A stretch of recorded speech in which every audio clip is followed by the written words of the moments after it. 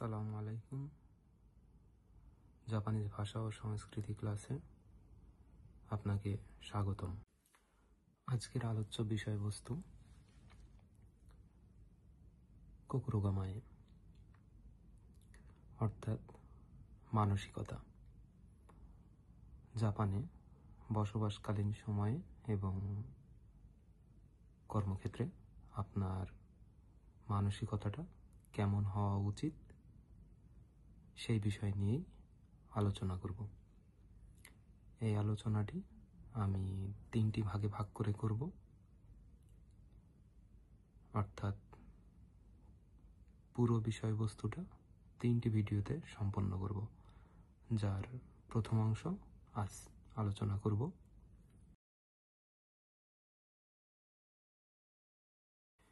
প্রথমে যে বিষয়টি আসছে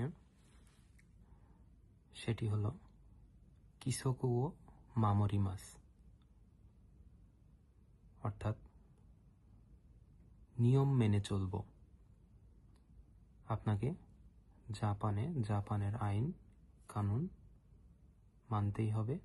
সেই সাথে আপনি যেই কর্মসংস্থানে কাজ করবেন সেই কর্মসংস্থানেরও কিছু নিয়ম আছে, যে নিয়মগুলো আপনাকে অবশ্যই মেনে চলতে হবে। এছাড়াও আপনি যদি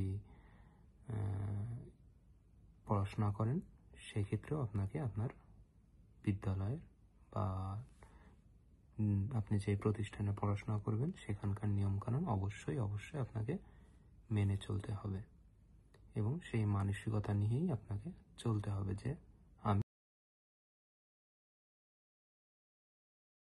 2 নম্বরে আসছে ইসুকেনমেই গাম্বারিমাস, অর্থাৎ সর্বোচ্চ দিয়ে চেষ্টা করা।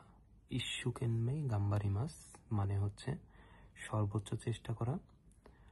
আপনি যেই কাজই করুন না কেন, সেটা হোক পড়াশোনা হোক, সেটা আপনার জব হোক বা যে কোনো কিছুই, জাপানে আপনাকে অবশ্যই ইসুকেনমেই গাম্বারিমাস করতে হবে। আপনি যদি গাম্বারিমাস না করতে পারেন তাহলে আপনাকে জাপানে টিকে থাকা খুবই মুশকিল। আসলে শুধুমাত্র জাপানেই না, আমাদের প্রতিটা ক্ষেত্রেই কি ইসুকেনমেই গাম্বারিমাস করা উচিত, মানে নিজের সর্বস্ব দিয়ে, সবটা দিয়ে চেষ্টা করা। এটাকেই বলে হচ্ছে ইসুকেনমেই গাম্বারিমাস। ট্রাই ইয়োর বেস্ট, নিজের ভালোটা দিয়ে চেষ্টা করা, এটাকেই হচ্ছে বলা হয় ইসুকেনমেই গাম্বারিমাস।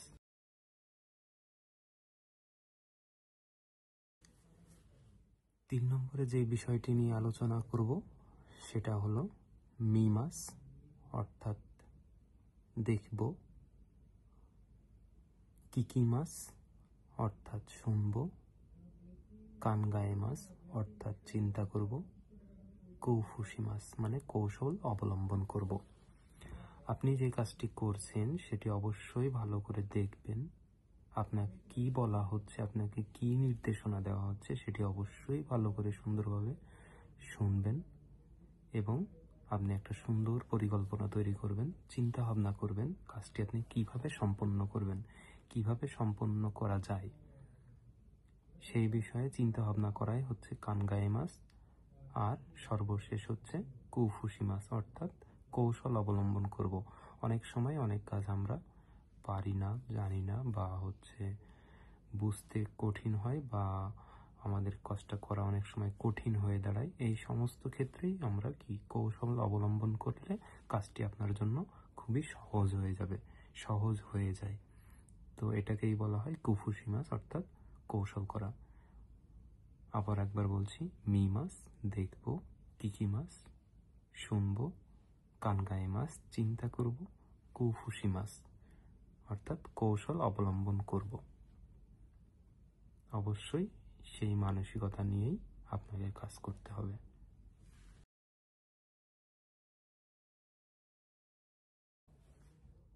4 নম্বর হলো তাইসেৎসুনা কোতো ও মেমোশিমাস। তাইসেৎসুনা অর্থাৎ গুরুত্বপূর্ণ, কোতো বিষয়, মেমোশিমাস নোট করা, অর্থাৎ গুরুত্বপূর্ণ বিষয় নোট করুন। আপনি আপনার কর্মক্ষেত্রে বলুন বা আপনি যেখানে পড়াশোনা করছেন, আপনার শিক্ষাঙ্গনে যে কোনো গুরুত্বপূর্ণ বিষয় দেখলেই সেটাকে কি করবেন, আপনি আপনার ছোট একটি মেমো বুকে আপনি সেটাকে নোট করবেন, নোট করে রাখবেন। জাপানে অবশ্যই মেমোচো বলা হয়, ছোটোখাটো একটা নোটবুক, যেটাতে জাপানিরা তাদের গুরুত্বপূর্ণ বিষয়গুলো নোট করে থাকে। তো জাপানে কোনো কেউ নির্দেশনা দিলে বা কেউ কোনো কাজ দিলে সেটা তো অবশ্যই বলা যাবে না, সেটিও একটি গুরুত্বপূর্ণ বিষয়। তো অবশ্যই সেগুলো আপনি নোট করবেন এবং আপনার পড়াশোনার ক্ষেত্রে গুরুত্বপূর্ণ বিষয়গুলো আপনি আপনার এই ছোট মেমো বুকে নোট করে রাখবেন। এটাই হলো তাইসেৎসু নাকোতো ও মেমো শিমাস।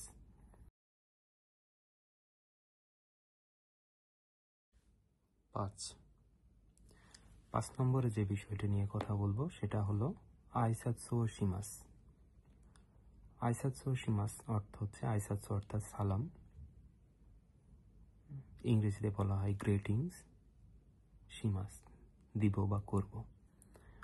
অর্থাৎ আপনাকে অবশ্যই জাপানের নির্দিষ্ট সময়ের জন্য আলাদা আলাদা গ্রিটিংস অর্থাৎ সালাম আছে, যেগুলো আপনাকে অবশ্যই বিনিময় করতে হবে। এটা কর্মক্ষেত্রে খুবই গুরুত্বপূর্ণভাবে দেখা হয় এবং মেনে চলা হয়। তো সেজন্য আপনাকে অবশ্যই আইসাৎসু অর্থাৎ সালাম বিনিময় করতে হবে। এটা জাপানিরা খুবই গুরুত্ব সহকারে দেখে এবং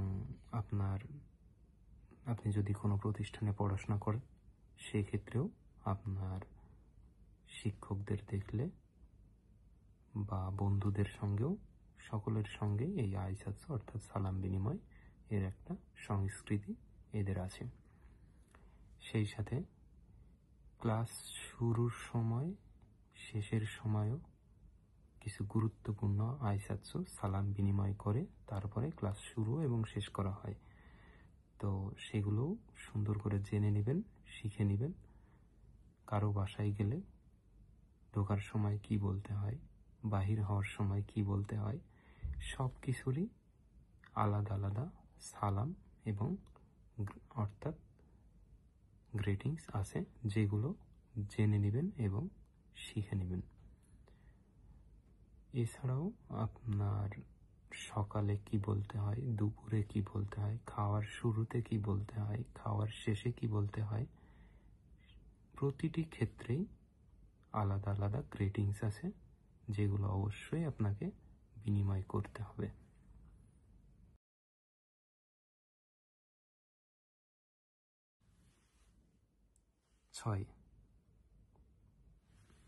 6 নম্বরে যে বিষয়টি নিয়ে আলোচনা করব সেটা হলো হেনজি ও শিমাস। হেনজি অর্থাৎ উত্তর দেওয়া। কেউ আপনাকে ডাকলেও আপনি তার ডাকের উত্তর দেওয়া, অথবা আপনাকে কেউ কোনো কিছু বলছে সেটারও সঠিকভাবে সুন্দরভাবে উত্তর দেওয়া, এটাই হলো হেনজি ও শিমাস। হেনজি জাপানে আপনাকে অবশ্যই এগুলো খেয়াল রাখতে হবে।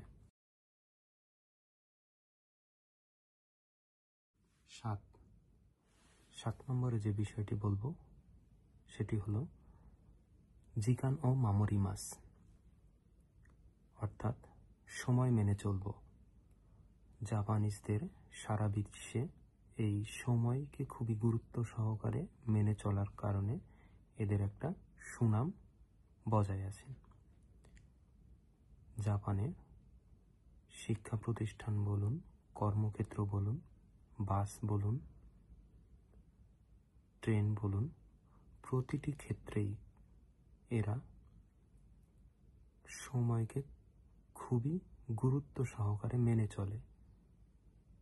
আর জাপানে দেরি করা অর্থাৎ লেট করা, জাপানি ভাষায় বলা হচ্ছে চিকোকুসুরু। লেট করাকে বড় ধরনের অপরাধ হিসেবে বিবেচনা করার সংস্কৃতি আছে। এজন্য আপনি জাপানে কোনো ক্ষেত্রেই কখনোই দেরি করতে পারবেন না, দেরি করা যাবে না। সেটা খাওয়ার সময় বলুন, ক্লাসের সময় বলুন, আপনার জবের সময় বলুন, আপনাকে অবশ্যই অবশ্যই আপনার সময় মেনে চলতে হবে, যার জন্য অবশ্যই আপনাকে সবসময় একটি ঘড়ি পরিধান করতে হবে।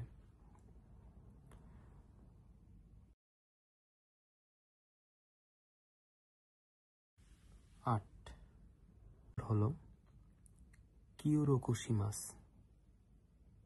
অর্থাৎ একজন আরেকজনকে সাহায্য করা। কর্মক্ষেত্রে অবশ্যই আপনার একে অপরকে সাহায্য সহযোগিতা করতে হবে। এটা হলো জাপানি সংস্কৃতির একটি খুবই গুরুত্বপূর্ণ অংশ। এরা প্রত্যেকেই প্রত্যেককে সাহায্য সহযোগিতার মাধ্যমে কাজটি খুবই সুন্দরভাবে সম্পন্ন করে থাকে।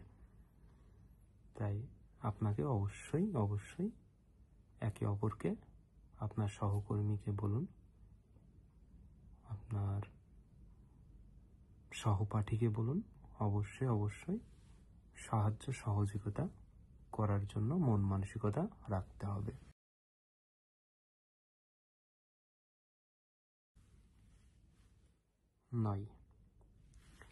9 নম্বর হলো কানসা ওয়াসুরেমাসেন। কানসা অর্থ হলো কৃতজ্ঞতা, ওয়াসুরেমাসেন ভুলব না। আপনি কারো কাছ থেকে কোনো সাহায্য সহযোগিতা বা কোনো কিছু পেলে অবশ্যই আপনি কৃতজ্ঞতা জানাতে ভুলবেন না। জাপানের সংস্কৃতির এটিও খুব গুরুত্বপূর্ণ একটি অংশ। এরা সব কিছুতেই ছোট একটা বিষয়, খুবই ছোট একটা বিষয়, সেক্ষেত্রেও আপনাকে কানসা অর্থাৎ কৃতজ্ঞতা জানাতে ভুলবে না। আপনি কনভিনিতে যান, সুপারমার্কেটে যান, যে কোনো জায়গায় যান, আপনাকে আরিগাতো আরিগাতো গোজাইমাস, আরিগাতো গোজাইমাসটা বারবার বলতে শুনবেন। তো এজন্য ছোট্ট একটা সাহায্য সহযোগিতা হোক বা ছোট একটা কোনো কিছু পেলেও আপনার কানসা অর্থাৎ কৃতজ্ঞতা জানাতে ভুলবেন না।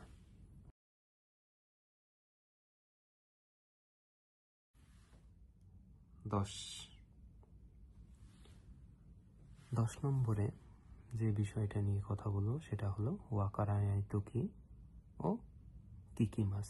আবারও বলছি, ওয়াকারানাই তোকি ও কিকিমাস, অর্থাৎ আপনি কোনো কিছু না বুঝলে অবশ্যই সেটি জিজ্ঞাসা করবেন। ওয়াকারানাই অর্থাৎ না বুঝলে, না বোঝে বা না বোঝার সময়, তোকি সময়, কিকিমাস জিজ্ঞাসা করব। আপনাকে একটা কেউ কোনো কাজ দিয়েছে, আপনার কর্মক্ষেত্রে আপনার বস আপনাকে যে কাজটি দিয়েছে বা আপনাকে আপনার বস কোনো কিছু বলেছে, নির্দেশনা দিয়েছে, আপনি সেটা বুঝতে পারেননি, অবশ্যই আবার সেটি জিজ্ঞাসা করবেন। আপনি বুঝতে পারেননি, চুপ করে থাকবেন, এটা দামি। আপনাকে অবশ্যই অবশ্যই আপনি কোনো কিছু না বুঝলে আবারও পুনরায় জিজ্ঞাসা করবেন। এই ছিল আমাদের আজকের 10টি আলোচ্য বিষয়বস্তু। এতক্ষণ আমার সঙ্গে থাকার জন্য অনেক ধন্যবাদ।